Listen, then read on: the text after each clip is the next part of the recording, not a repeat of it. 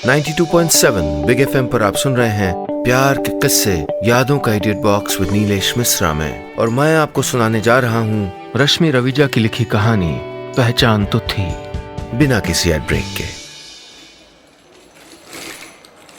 Supermarket के दरवाजे से ढेरों सामान से भरी ट्रॉली धकेलते हुए अंजू बाहर आ गई। उसकी बेटी के स्कूल से आने का टाइम हो रहा था और एक भी रिक्शा नजर नहीं आ रहा था। दोपहर की धूप बहुत तीखी हो चली थी। घर ज्यादा दूर नहीं था, पर उसने बहुत सारा सामान खरीद लिया था। सड़क के किनारे ट्रॉली लगाए खड़ी थी, पर दोपहर को सड़क सूनी सी ही थी। इक्का दुक्का कारें जैसे मुंह चिढ़ाती हुई सर से निकल जाती, बेबस सी देखती रह जाती वो। अब स्कूल बसों का आना भी शुरू हो गया था। बस 15 मिनट बाद ही रूही की बस आती है। रिक्शे के इंतजार में कब तक खड़ी रहेगी?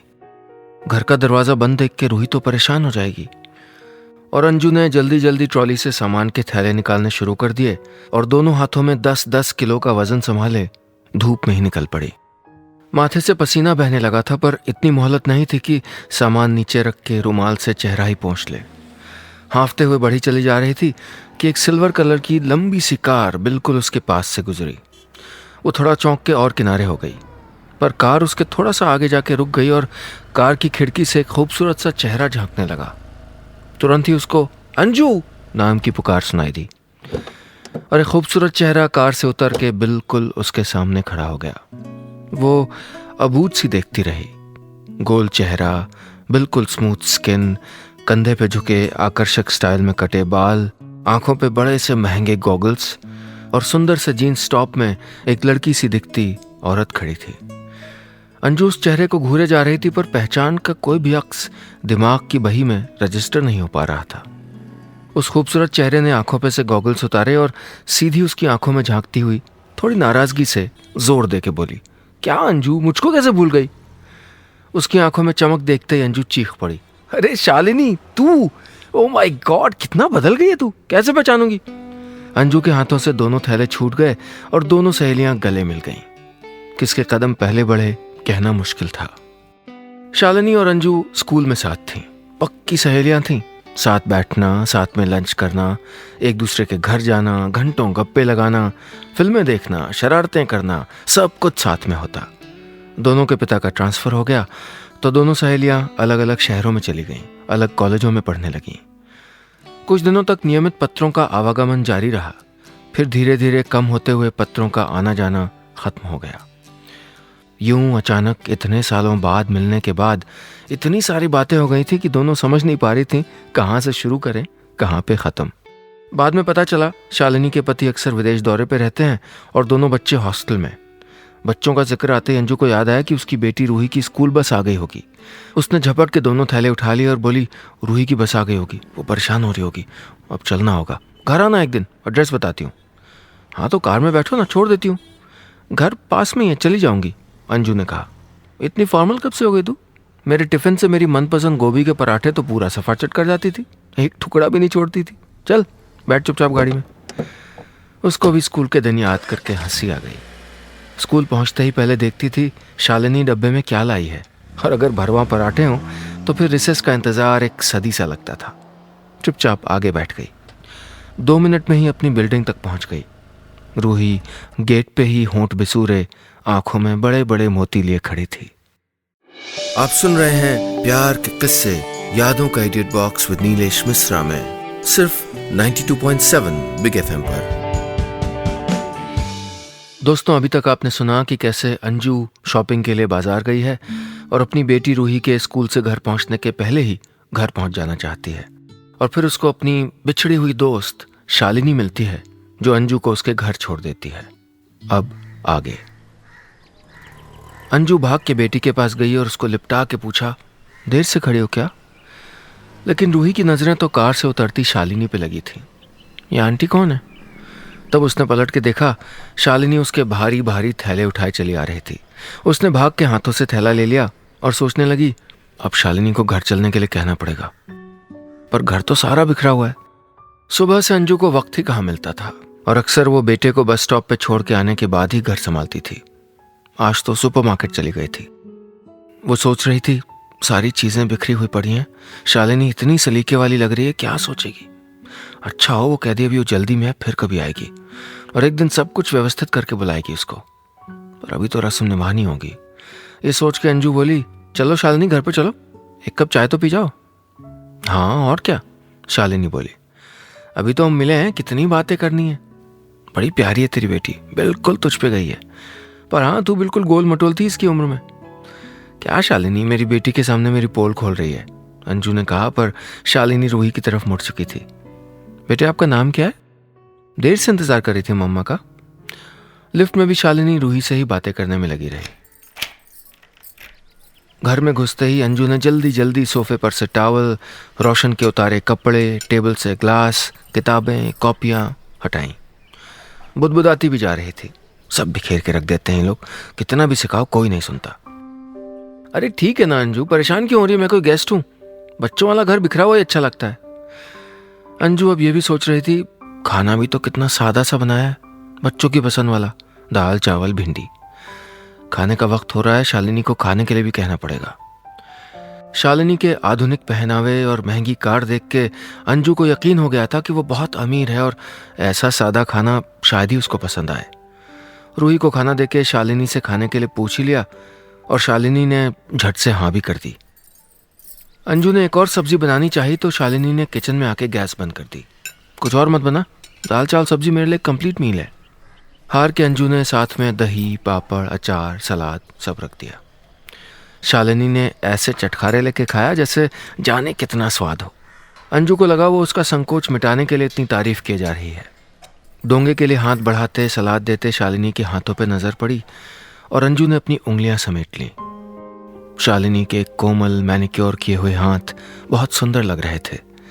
लंबे नाखून शेप में कटे हुए थे और उन पे हल्के रंग की नेल पॉलिश लगी थी। अंजू तो कभी नेल पॉलिश लगा ही नहीं पाती, न ही रेगुलर पार्लर जा पाती है।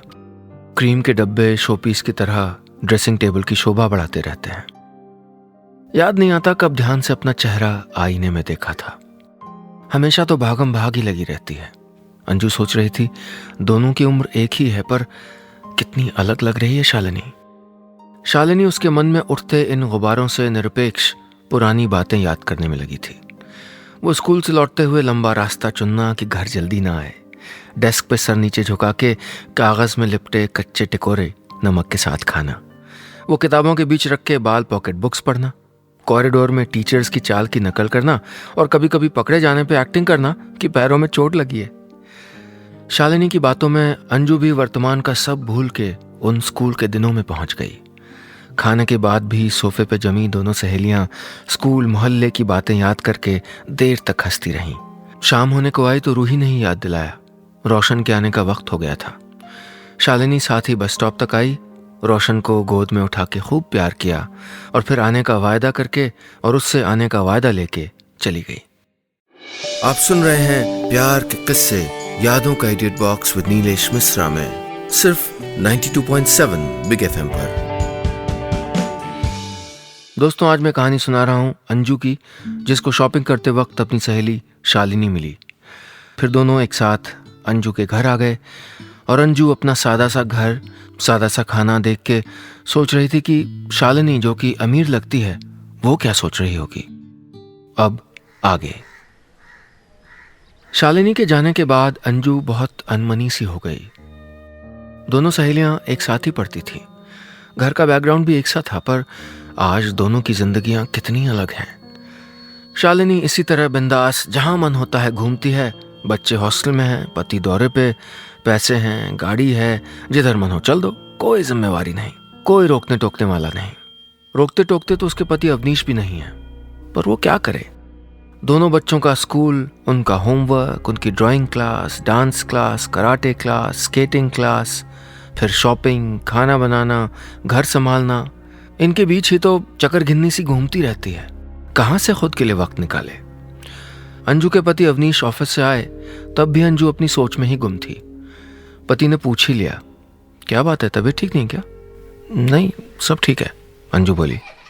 तब तक बच्चे आके अवनीश से लिपट गए और बताया, पता है पापा, मम्मी की एक बहुत सुंदर सी स्कूल फ्रेंड आई थी, बहुत सुंदर थी, हमको बहुत प्यार किया।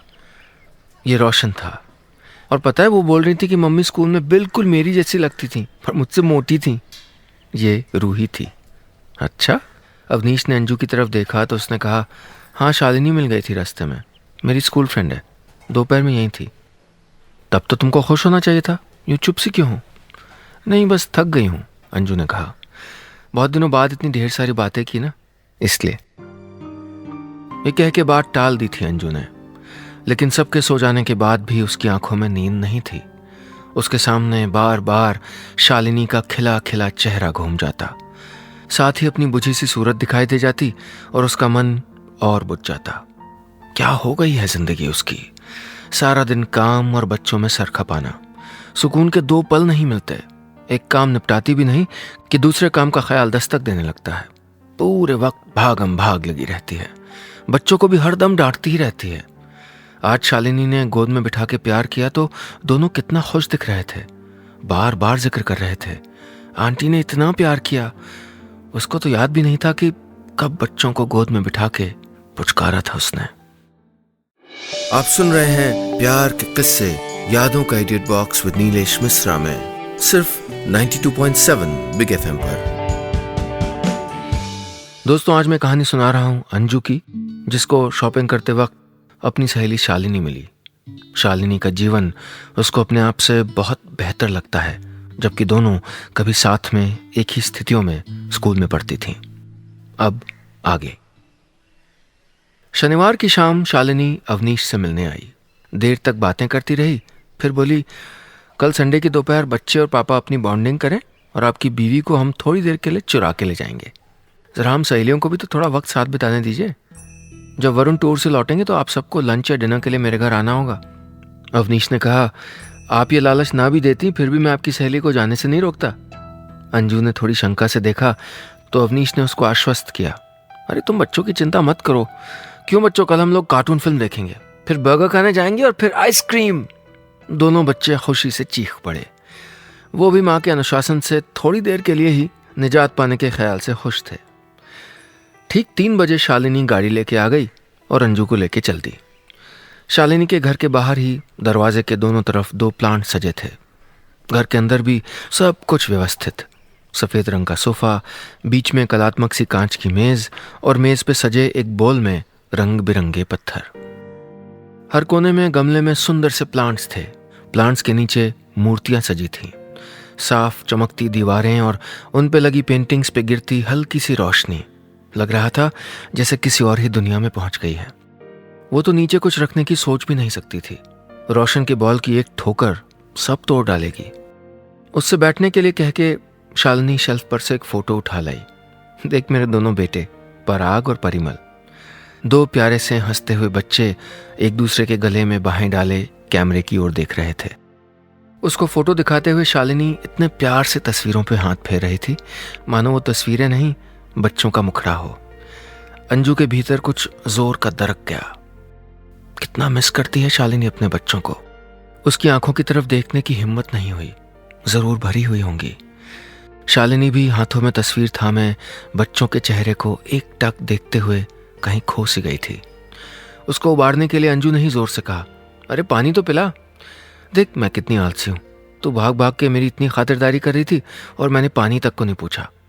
शालिनी ने एक बार फिर से तस्वीर को निहारते हुए उसको संभाल के शेल्फ पे रख दिया।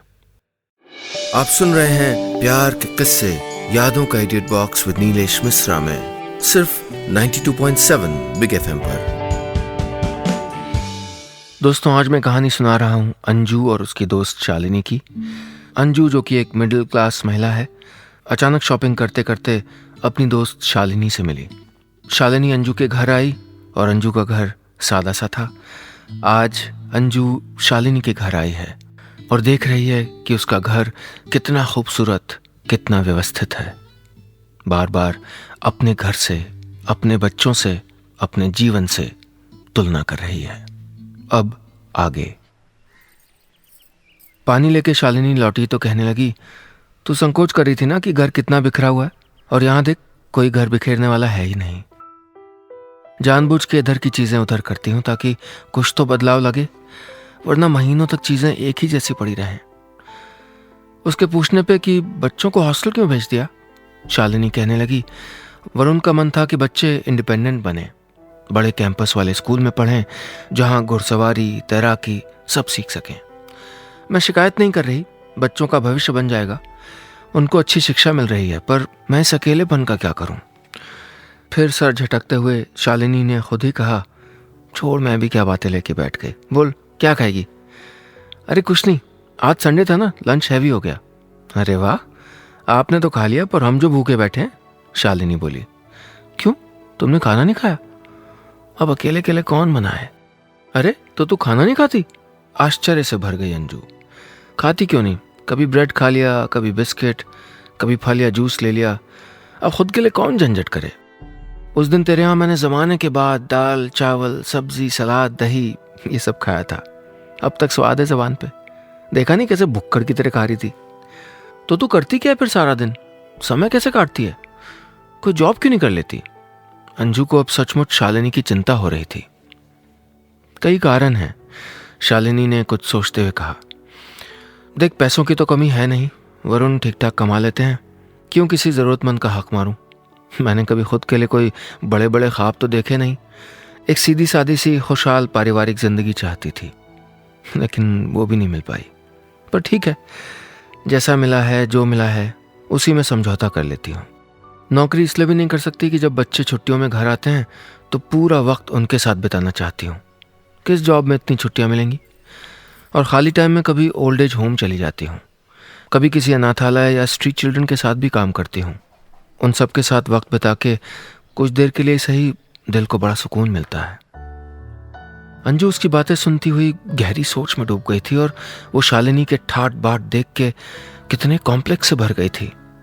उसको चुप देख के शालिनी ने बात बदल दी। अरे तू किस सोच में डूब गई? चल बता, क्या बनाऊं? इतने दिनों बाद किचन में जाके अच्छा लगेगा। प्याज के पकौड़े बनाती हूँ। वैसे तो नहीं बनेंगे जैसे स्कूल के पास रघु काका के ठेले पे मिलते थे, क्या चटखारे लेके खाते थे हम। मिर्च पड़ जाए तो सी सी करते रहते थे, पर खाना नहीं छोड़ते थे। और फिर भाग के रंगीन पानी वाला शरबत पीते थे, चवन्नी में एक गिलास मिलता था, याद है? किचन में शालिनी एक तरफ पकौड़े तलती रही और दूसरी तरफ इलायची अदरक वाली चाय चढ़ा दी। प्लेट से पकौड़े खत्म होते रहे, पर बातों की गगरी छलक छलक के अभी भी वैसी ही भरी हुई थी। शालिनी अपने बच्चों की बातें, उनकी शरारतें, उनकी कामयाबी के बारे में बता रही थी। अंजू को यह सब बताते हुए जैसे शालिनी अपने बच्चों के पास ही पहुंच गई थी। उसका चेहरा बच्चों के लिए प्यार से रोशन था। अचानक शालिनी ने घड़ी पे नजर डाली और चौंक गई। हे भगवान, मैं भूल ही गई, बच्चे इंतजार कर रहे होंगे। फोन करना है बच्चों को? अंजू ने पूछा। अरे नहीं, वो बताया ना, स्ट्रीट चिल्ड्रन के साथ काम करती हूँ। आज संडे की शाम में उनके साथ ही बिताती हूँ। तू भी साथ चलना, देख तो जरा एक बार इनकी जिंदगी कैसी होती है। और शालिनी ने बिजली की सी तेजी से कई चीजें डाली एक थैले में। रास्ते में शालिनी ने बताया कि वो उन बच्चों को कहानियां सुनाती है, साफ सुथरे रहने का तरीका बताती है, उनको रोज दांत ब्रश करना, कंघी करना, हाथ पैर साफ रखना, नहाना, ये सब सिखाती है। आखिर सड़क पे पलने वाले इन बच्चों को ये सब कौन सिखाने वाला है? वो बोली। आप सुन रहे हैं प्यार के किस्से, यादों का edit box with Nilesh Mishra में, सिर्फ 92.7 बिग एफएम पर। दोस्तों, आज मैं आपको कहानी सुना रहा हूँ दो सहेलियों अंजू और शालिनी की। अंजू को शालिनी इत्तेफाकन बाजार में मिल गई और फिर शालिनी अंजू के साथ ही उसके घर चली आई। अंजू को अपने सादे जीवन पे, सादे घर पे, अपने आप पे थोड़ा सा कॉम्प्लेक्स हो रहा था। लेकिन एक दिन जब अंजू शालिनी के घर गई तो देखा कि शालिनी तो उससे बहुत ज़्यादा तन्हा जीवन बिता रही है। पति दफ्तर में या टूर पे रहते हैं, बच्चे बोर्डिंग स्कूल में। शालिनी अक्सर गरीब बच्चों के साथ संडे को वक्त बिताती है और आज अंजू को भी वहीं ले आई है। अब आगे मेन रोड से एक संकरे से रास्ते पे गाड़ी उतार ली शालिनी ने। शालिनी की गाड़ी खड़ी करते ही बच्चों का एक हुजूम आया और घेर लिया उसको। दीदी कहाँ थी आप? हम कब से आपका वेट कर रहे थे। मैले कुचैले कपड़ों में 5 साल से लेके 12 साल तक की उम्र के बच्चे थे। छोटे बच्चों में से ज्यादातर के बाल उलझे हुए थे। मैली सी घुटनों तक की फ्रॉक पहने लड़कियां थीं या फिर निक्कर पहने लड़के थे। अंजू को उनके बिल्कुल पास जाने में हिचक सी हो रही थी, लेकिन शालिनी ने एक छोटी बच्ची का हाथ पकड़ रखा था और एक पेड़ की तरफ जा रही थी। शालिनी के वहां पहुंचते ही एक लड़के ने झट से एक मैला सा कपड़ा बिछा दिया।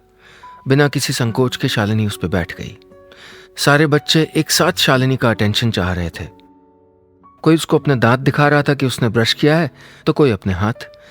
शालिनी के जादू के पिटारे में से चीजें निकलनी शुरू हो गईं। सबसे पहले उसने चॉकलेट बांटी, फिर कंघी निकाल के उनके उलझे बाल संवारे, लड़कियों के बालों में रंग बिरंगी क्लिप्स लगा के नेल कटर निकाल के कुछ के नाखून काटे, किसी की चोट पे मलहम लगाया। उसके बाद उसने उनको कहानी सुनानी शुरू की, कृष्ण के जन्म और उनकी बाल लीलाओं की कहानी। बच्चे ध्यान से सुन रहे थे, आश्चर्य भी करते, हंसते और उससे सवाल भी पूछते। सबसे छोटी बच्ची को शालिनी ने अपने पास बिठाया हुआ था। कहानी सुनाने के दौरान उस लड़की ने शालिनी की गोद में अपना सर रख दिया और बेख्याली में शालिनी उसके सर पे हाथ फेरने लगी। अंजू ने आंखें फेर ली। शालिनी को इस तरह बच्चों पे प्यार लुटाते देख के उसका मन भीग गया। पता चल रहा था कि कितना मिस करती है वो अपने बच्चों को, और उनको प्यार करने को तरसता मन इन बच्चों पे बिन बादल बरसात की तरह प्यार बरसा रहा था। शालिनी अंजू की उपस्थिति भूल चुकी थी। अंजू को भी एकदम से अपने बच्चे याद आ गए। सारा दिन उनकी शैतानियों पे वो खींचती रहती है। कभी पढ़ने के लिए डांटती है, तो कभी सामान जगह पे रखने के लिए, तो कभी शरारतें करने के लिए। जाने कब से उनको यूं पास बिठा के दुलराया नहीं, और उसका मन हुआ कैसे भी उड़ के अभी अपने बच्चों के पास पहुंच जाए और उनको खूब प्यार करे। शालिनी के पास जाके बोली, अब मैं चलती हूँ। ओह सॉरी रे, मैं तो भूल ही गई, तू भी साथ है, बस थोड़ी देर रुक जाना, मैं छोड़ देती हूँ तुझको। शालिनी बोली, अरे नहीं, इन सबको तेरी ज्यादा जरूरत है, मैं ऑटो ले लूंगी, अंजू ने कहा। और लौटते हुए अंजू ने उस बच्ची के सर पे प्यार से हाथ फिरा दिया। इस बार उसको कोई झिझक नहीं हुई। अभी ऑटो में ही थी कि अवनीश का फोन आया। परेशानी भरे स्वर में बोले, कहाँ हो तुम? एक संडे की शाम तो साथ बिताने को मिलती है और तुम्हारा पता ही नहीं कुछ। बच्चे भी बार बार पूछ रहे हैं कब लौटोगी। मुस्कुराहट आ गई अंजू के चेहरे पे। कोई दूसरा दिन होता तो खींच जाती। मैं जो रोज अकेले शाम बिताती हूँ, ऑफिस से लौटने का कोई ठिकाना नहीं रहता। एक दिन शाम अकेले बच्चों के साथ बितानी पड़ी तो खल गया। लेकिन अब महसूस किया कि वो सब उसको बहुत मिस कर रहे हैं। बस आ रही हूं, कह के उसने फोन रख दिया। वो जान गई थी कि अपनी पहचान जिसको वो ढूंढ रही थी, वो कहीं खोई थोड़ी थी। पहचान तो थी, सिर्फ उसने पहचाना नहीं था। बस इतनी सी थी ये कहानी।